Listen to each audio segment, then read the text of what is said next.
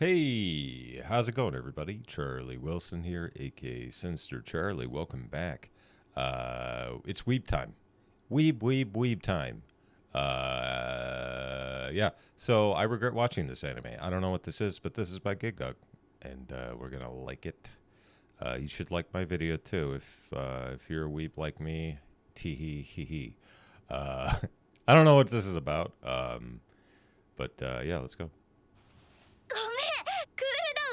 You know what I should do? Because I'm not stupid. There, that's better.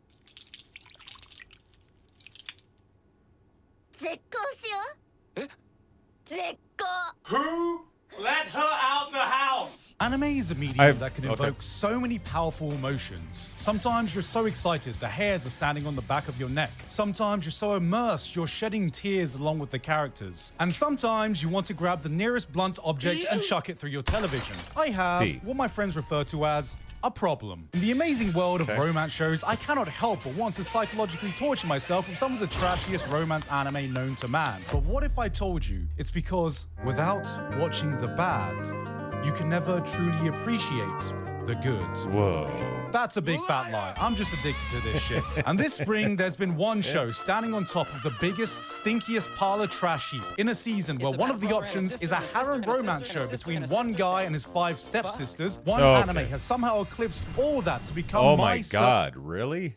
It's worse than Berserk 2016? I don't believe it.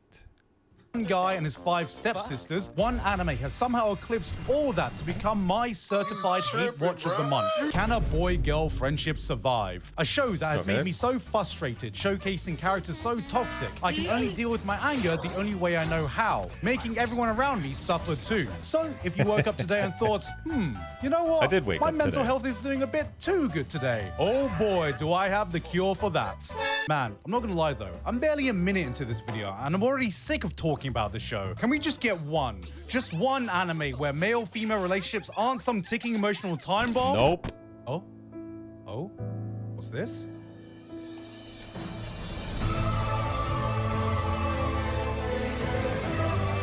Yeah, that's more like it. Huge thanks to today's sponsor, Silver and Blood Requiem, for pulling me out of emotional drama quicksand and dropping me into something gloriously dark. Everything you just saw and everything you're seeing now comes from this game's anime-style cutscenes. Silver and Blood I like how they had the Berserk Onion Man there. Blood Requiem is a free-to-play dark fantasy strategy RPG on iOS and Android. And yes, it goes absolutely feral on the gothic aesthetic. I mean, just look at this. Looming cathedrals, immortal vampire vessels in blood-soaked armor, blood iron gates creaking in the fog. It's like Castlevania met Fate Grand Order and they both said, make it darker. Gothic style, gothic style, gothic style. You know what? But I'm not mad at this. Everything. This game's got a gacha system that's as brutal as it is beautiful. Every pull feels like casting a ritual. You want that SSR vampire prince? Then I check the gacha rate, 4%, which is higher than most competitors. The skill animation, mwah. The soundtrack, composed by the legendary Yasunori Nishiki, the guy who made Octopath Traveler. Yes, that guy. Voice cast, absolutely stacked in both English and Japanese. So, what are you waiting for? Silver and Blood Requiem is available right now. Click the link in the description or scan the QR code on screen to download it today. Join the What Who Does Your Blood Hold events and get yourself a starter pack before you miss the launch window. Wait, already? But I haven't even talked about how vampires achieve immortality by transferring blood memories or— Stop yelling, I'm almost done! No. I didn't even talk about the PvP or team comp strats. Don't cut me off. Thank you very much to Silver and Blood Rain for sponsoring today's— The story of the tortoise and the hare is a tale I'm sure many of us are familiar with. It's told throughout many countries, transcending language, borders, and cultures, teaching new generations the importance of humility, never underestimating others, and that a positive mindset triumphs over acting quickly and carelessly. Now imagine a story where the hare fucking wins. You is just your typical backboneless romance protagonist with a single passion in life, crafting homemade flower jewelry. But unfortunately, he's afflicted with a condition known as Asian parents, who want him to give up on his hobby so he can become a doctor. Sorry about your Asian parents. I can't imagine. I had to do homework? Ugh, nah, I'll be white. or some shit. Okay. So he needs to show them the only thing that can convince an Asian mom to leave you alone. No, mom, I can make money doing this. It's a financially viable career. Don't make me go back to the BBC. However, he ain't attracting any buyers. He's got no aura, no prospect, and no bitches. That is until he has the fortune and we have the misfortune of being noticed by the #1 most beautiful girl in school. Who is also the most popular. Himari, who looks at his jewelry and is like, You smell that? What is that? A cologne? No, money. she sells out all of his product and realizes this is the greatest opportunity since dropshippers discovered TikTok. They start a partnership together. He's the manufacturer, she's the marketing, hoping to one day open up a jewelry store. Cut to years later where they have grown up to become friends, but not just any type of friends. The best of friends. Aw. ご褒美に背中流してあげよっか。 The best of Yeah. ねえユウ friends. 実はさ、今私すっごい際どい水着着てるんだよ Okay. な。 Oh. じゃあ私も脱いでくるね。 Oh no. ユウ、目つむってて。 Here's the show in a nutshell. We look so much like a couple here. A couple of besties. Wow. Look familiar? Yeah. Well, this is it. Except sometimes the dude is Himari and the girl is you, and sometimes they're both the girl, and sometimes they're both the dude, and sometimes they're one bounce away from a Mormon soaking session and still like, yeah, just a couple of besties. Oh, hey, I don't see what's so wrong with this. Just another wacky anime rom-com with Yeah, two pretty friends wacky. slowly realizing they have feelings for each other. Sounds like innocent fun to me. Yeah. That's what I thought I was getting into as well. See, what I didn't realize was that I was about to get introduced to some characters that would make me reconsider monkhood to deal with some of the anger it gave me. So, let's talk about some of the... Initially, Himari just seems like your extroverted, energetic, cute anime heroine with blue hair. And I was getting ready to cheer for her, not knowing I was getting fooled by this hellspawn of a hussy. Now, historically, girls with her hairstyle have not had the greatest track record in romance anime, and I What would do you like to mean? think one of them finally deserves a dub. Yet, she has single-handedly set back the reputation of short, blue-haired romance heroines fucking decades. Rem, Stop doing that, Boris Johnson. Rui, Tired. Ichigo. Now, every time I start feeling sorry for one of these girls being on the losing side of love, I'm gonna think back to this face and go, Nope. You know what? Maybe the short blue-haired girls deserved it. from the onset, you can tell that this friendship is doomed. Now, I'm not here to judge. I'm just saying, if any one of my female friends acted like this to me in front of my wife, you can bet my ass is gonna be waking up on her couch that night. In a Saw movie, she platonically hugs him tightly, platonically sits on his lap, platonically holds hands with A lot him, of platonically platonic asks stuff. him for a kiss, only to constantly tell him, hey man, we're just friends, all right? She could platonically spread those cheeks and ask for the most legendary backshot in history, only to go, what the fuck, no hetero, bro. This is the type of girl who's like, oh my god, ew, he's just like a brother to me. Forgetting what sibling relationships are actually like in the world of anime. But hey, we all know that romance anime characters have the emotional intelligence of a rock. Maybe she's just in denial of her feelings. And make no mistake, she definitely is. She's in more denial than an Arsenal fan telling you next year is the year they're finally going to be lifting a trophy. I don't do soccer, don't kick ball, go run. I don't know what the... Which we absolutely will. But things take a turn when Enomoto gets introduced. Another girl who's also interested in Ryu's jewelry. But Himari is so up her own arse, she doesn't even register this as a threat. She's so bloody confident that she teases you about Enomoto and actually goes out of her way to set them up, even telling you he should make the girl his new model for his accessories. えのっちが臨時でユウのアクセモデルをやってくれるそうです。 You know, the thing she's been solely doing for you this entire time? Bitch is feeling so smug, she calls the girl out for being a virgin right in front of you. Like, damn, girl, we going full Britney Spears toxic with this bitch? ユウそんなリアクション露骨だと童貞だってバレちゃうの。いいやつあ私 But this smugness is short-lived when she sees you actually giving Enomoto some time. And not only that, but Enomoto is actually in touch with her feelings and tells her that she likes you. And they were unknowingly each other's childhood crushes Of before course she they... even Oh came my in. god, the anime tropes. Oh my god. I get it. I get why this... Okay, this is garbage. To the picture, outranking her prestigious childhood friend status. 付き合ってないの？ This is so も garbage. しかしてタイプ？ Wait, there's actually a chance they like each other? Well, guess there's only one reasonable response. Oh my god. This girl gets jealous that Yu is paying attention to someone else after she just confidently tried to get them together. This hare didn't just take a nap. This hare had a 5-mile head start, ran back to give the tortoise a motorbike, and is getting salty that somehow catching up. But she ain't having any of it. It's time for this pussy to mark her territory without urinating though. Even if at this point I think you would actually be down for that. じゃあえのっちがいなかったらこの前みたいにお試しキス Yes, Kisu. asserting dominance right in front of the girl you tried to set him up with. Definitely not toxic or manipulative at all. But look, this situation can easily be resolved because she's still way ahead of her competition. All she needs to do is... する Oh, shit. Is she actually no. going in? 私は他の人にはそんなこと冗談でも言わないのにな Finally! At least she's actually being sincere. おいひまりその左手見せてみろひまりお前マジで動画撮ろうとしてんじゃねえぞ A few moments later. いいって言ってんだからさっさとやれよバカ But you just...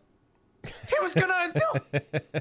I'm sorry, is this the hussy convention? Were her pronouns changed to this bitch? If the Olympics gave up medals for mental gymnastics, this girl would get the gold and set a new world record in the process. But wait, it gets worse. Because we all know why she wanted evidence of you going in for the smooch. It's to... She was gonna send it to her and then just get them to break up. Okay.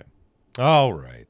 slap her big fat ego over poor Enomoto, which she does anyway when she tells her what her crush had attempted. 冗談だよいいじゃん We're all out here busy advocating for women's rights while she's out there preaching the words of women's wrongs. Oh wait, hold on. She's adding more to her routine? Because when she actually gets called out for her toxic ass behavior and Yu takes the suggestion that she made to make Enomoto his new model, Himari just...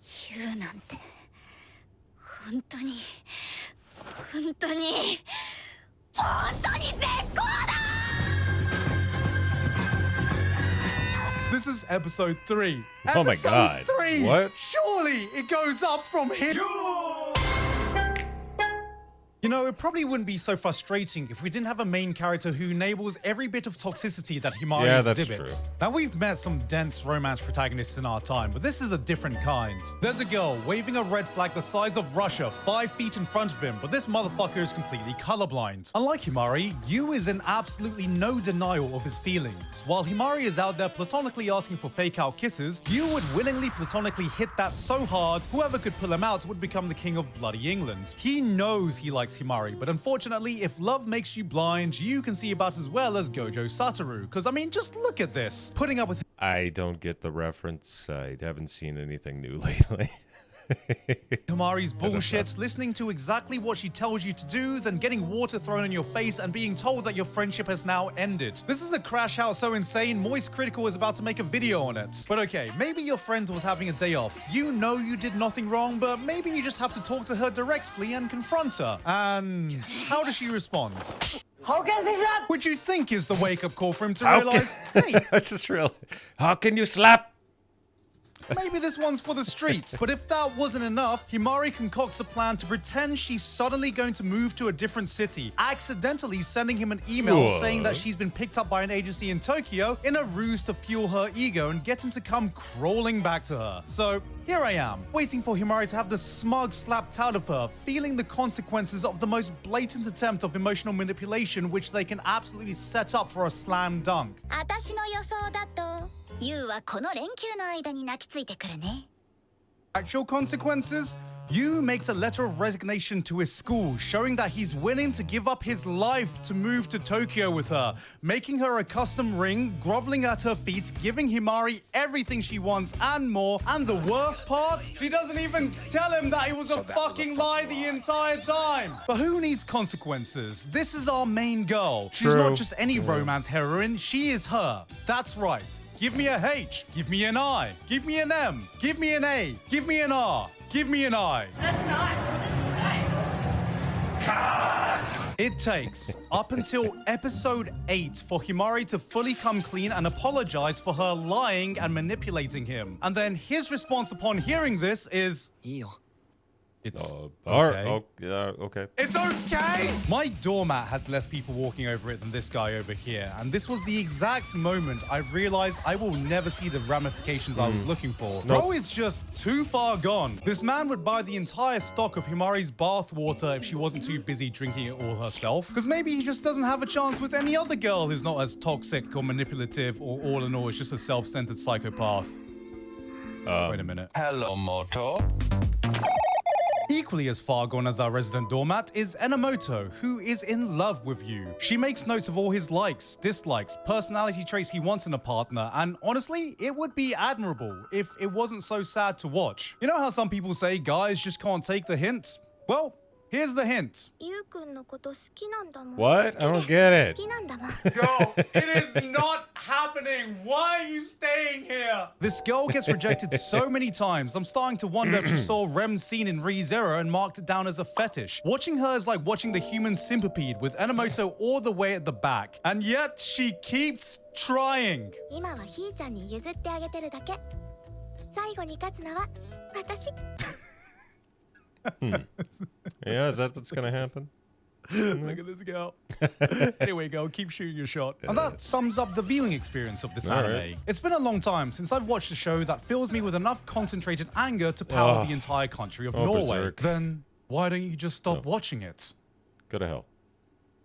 Look, I'm not even going to pretend this pain is anything but self-inflicted. Anyone who knows me, I am just a moth, flying towards one flaming dumpster fire of a romance to another. Because, you know what? I can't even call these characters unrealistic. I've met friends who act like these two. I've come across girls who are completely oblivious I to can how see that. self-centered they can act and lash out in the most toxic way when they realize they are no longer the #1 priority. Guys who let people walk over them and enable this kind of behavior. And I think the thing that pisses me off the most is that unlike the usual dumpster fire romance I love to consume, the series seems completely unaware of this fact and gives them every single pass possible. By the end of this show, I realized that this was all Himari's world and we were just living in it. There's even this one big final conflict that arose based on a lie Himari told about going to Tokyo, and it's completely solved with absolutely zero actions done by the main characters. Everyone gets a happy ending, and we learned that the hair can be as toxic and self-centered as it wants to be, but as long as there's an even more toxic and mega bitch hair to make it look less bad by comparison, it's still gonna win, because the hair's a quirky anime girl that says...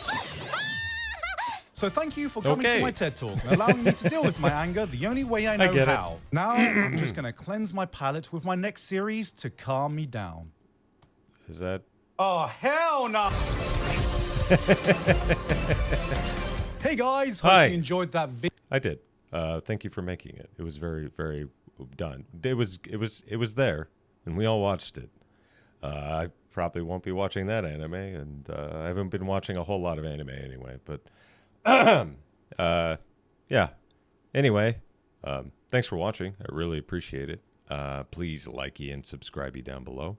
Makes me feel good inside. Helps out the channel. If you have any recommendations for any other videos, please put them in the comments, and I will get to them eventually. So thank you very much, and